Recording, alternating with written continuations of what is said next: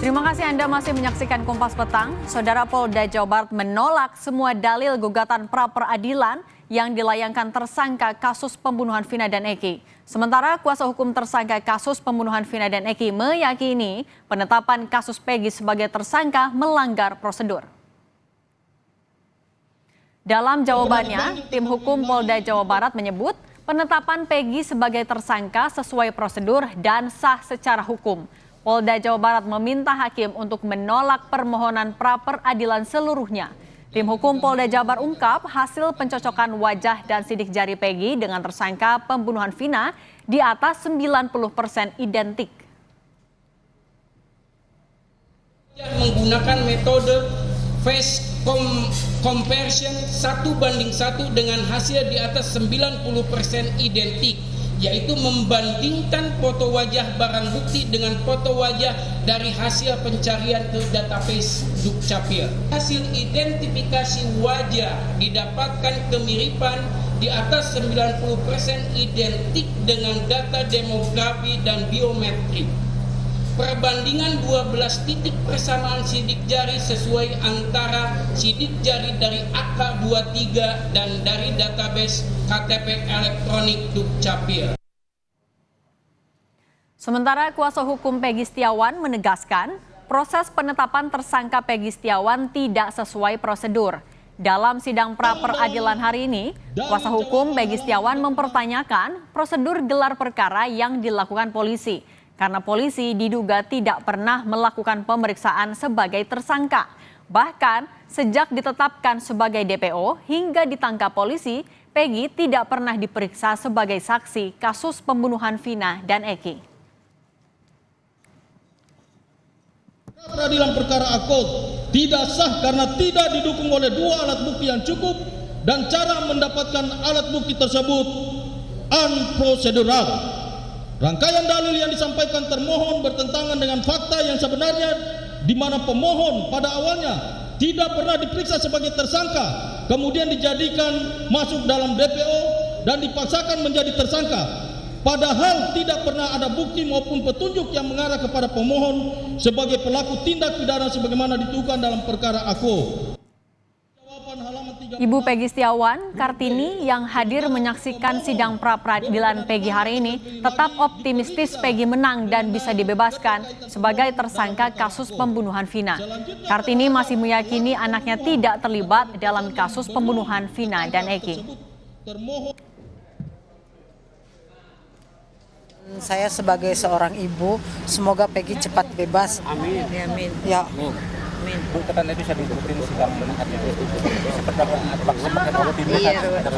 Ya, saya mah ya optimis aja, optimis supaya Peggy bebas.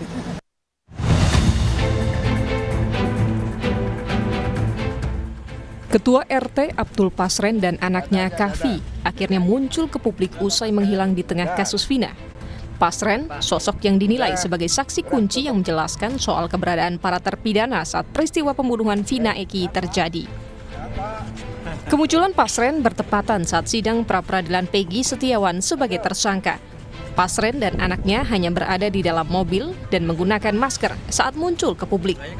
Kuasa hukum mengakui keberadaan Pasren dan anaknya sengaja dirahasiakan karena keduanya mengalami trauma dan takut sejak kasus pembunuhan Vina 8 tahun silam kembali diselidiki polisi. Beberapa kali media mohon maaf, bukannya beliau tidak mau menemui media, karena beliau saat ini masih sifatnya trauma. Karena banyaknya tadi orang tidak dikenal. Jangan-jangan bukan media seperti itu loh. Jangan-jangan ada oknum-oknum preman. Kita kan nggak tahu nih. Mengatasnamakan media, mengatasnamakan rekan-rekan sekalian, padahal dia adalah oknum. Terkait dengan keberadaan beliau ini, kita rahasiakan tempatnya, mengingat situasinya lagi tidak kondusif saat ini. Seperti itu. Sudah daftar ke LPSK mungkin, Pak? Itu rahasia. Pasren dan anaknya terakhir terlihat oleh warga sekitar usai keduanya menjadi saksi dalam olah tempat kejadian perkara yang dilakukan polisi di rumahnya dengan 5 tersangka kasus pembunuhan Vina yang kini telah menjadi narapidana. Kesaksian Pasren kepada polisi dipertanyakan para narapidana karena Pasren tidak mengakui kelima terpidana kasus Vina berada di rumahnya dengan anaknya Kavi pada malam Vina dan Eki dibunuh. Sementara keluarga narapidana telah melaporkan Pasren ke Barreskrim Polri atas dugaan kesaksian palsu. Tim Liputan, Kompas TV.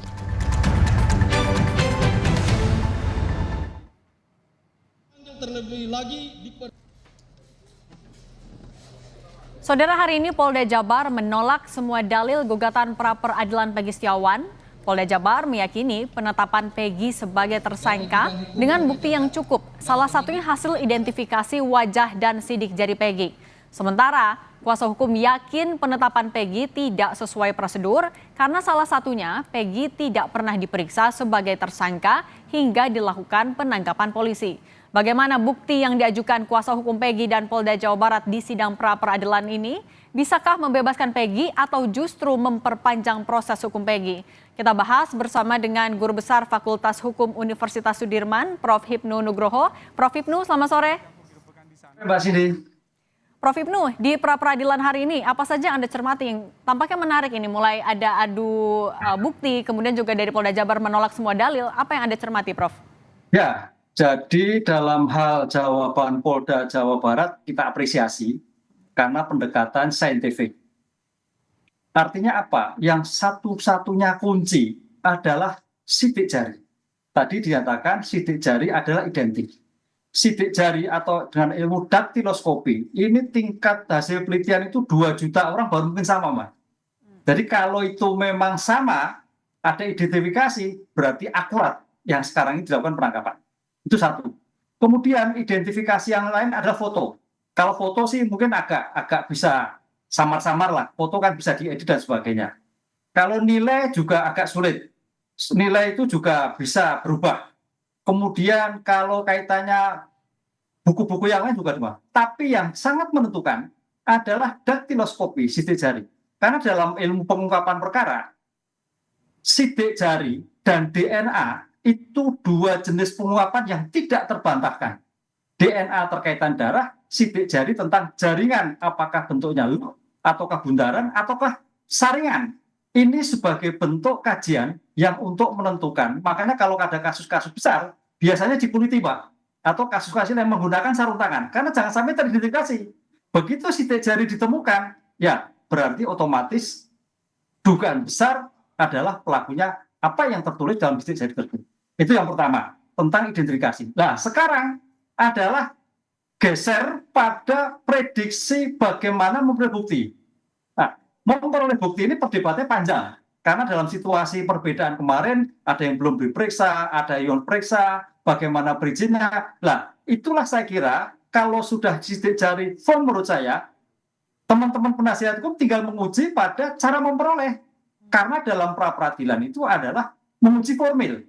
Cara memperoleh bukti, memperlakukan hak tersangka sebagai bentuk eksaminasi OJA terhadap identifikasi.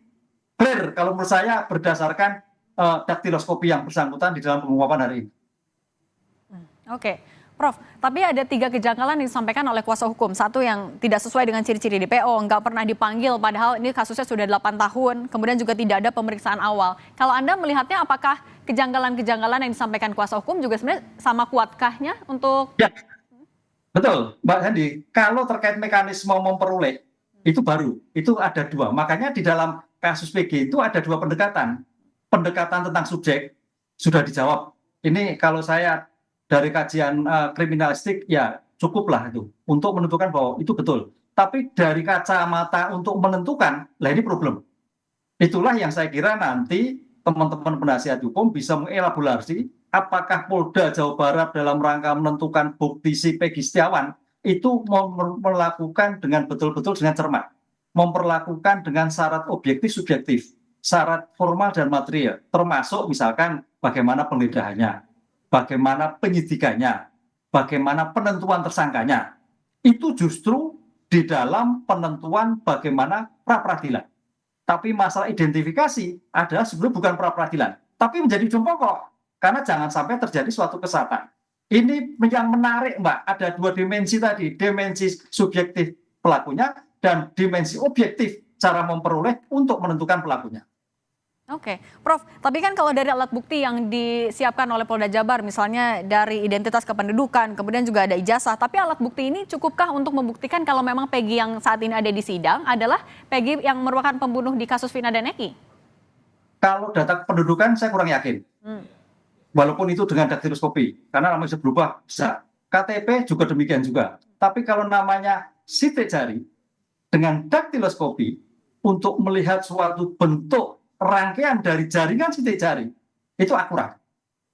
Tidak terbantahkan. Dari semua kasus penghilangan jejak, Mbak, begitu ditemukan sidik jari, gampang menentukan. Karena tadi saya katakan, pengungkapan dengan sidik jari itu merupakan sebuah yang optimal. Yang kedua adalah DNA. Itu sidik jari. Makanya pendekatan yang kedua tergantung bagaimana cara memperoleh ini.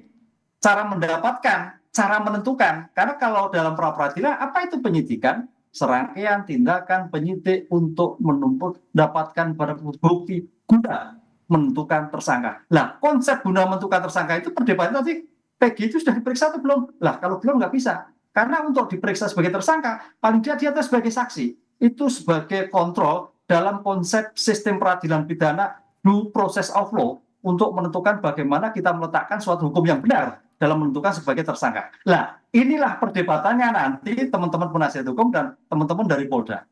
Oke, artinya kalau Prof. Hipnu melihat dari jalannya sidang pra-peradilan sejauh ini, apakah bisa diprediksi artinya hakim akan menolak permohonan dari tim kuasa hukum Peggy? Belum.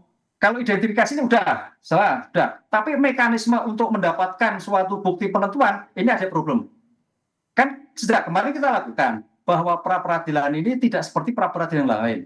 Kalau pra-peradilan yang lain itu adalah identifikasi tersangkanya jelas, sudah tidak bantahkan. Nah, dalam kasus Peggy, identitas tersangkanya adalah DPO. Ini jadi problem. Nah, sekarang pertanyaan, DPO itu betul atau tidak? Ini mencoba teman-teman polisi membuat suatu daktiloskopi. Pertanyaannya, apakah pengujian benar atau tidak? Wah, salam. Oleh karena itu sebetulnya di sini juga nanti dalam pengujian lab 4 itu ada pembanding lagi sebetulnya.